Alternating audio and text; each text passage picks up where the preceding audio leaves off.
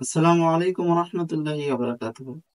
Today's topic is how to write a summary from a passage to get a good mark. তো আজকের topic হচ্ছে কিভাবে একটি passage থেকে সামারি লেখা যায় সে সম্পর্কে। এবং প্রথমেই যে জিনিসটা মাথায় রাখতে হবে সেটা হচ্ছে summary should be very short. Summary 2-3 page বা আরো বেশি লেখা কখনোই যাবে না। এটা সামারি লেখার কোনো প্রপার ওয়ে না।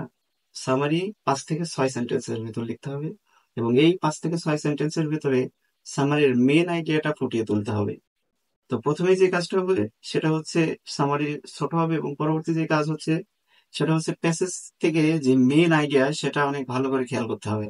প্যাসেজ যখন আপনি পড়বেন তখনই আপনার বুঝে যেতে হবে যে এই প্যাসেজটা কি সম্পর্কে লেখা, এবং প্যাসেজের মূল আইডিয়া আপনার মাথায় সেভ করে রাখতে হবে পরবর্তীতে লেখার জন্য। এবং ওই মেন আইডিয়া নিজের ভাষায় সাজিয়ে প্রথম টপিক সেন্টেন্সে লিখে দিতে হবে, এবং পরবর্তী সেন্টেন্স গুলা এই টপিক সেন্টেন্সটা সম্পর্কে আরো দু একটা কথা হয়তো বলবে, এবং নিজের কিছু সিকোয়েন্স মেনটেন করে আরো 2-3টা সেন্টেন্স লিখতে হবে, ইম্পর্টেন্ট লাইন্স।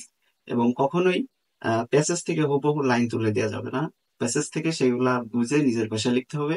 এবং ফাইনাল পার্ট হচ্ছে কনক্লুশন। কনক্লুশনে আবার সেই মেন আইডিয়াটা সুন্দর করে ফুটিয়ে তুলতে হবে।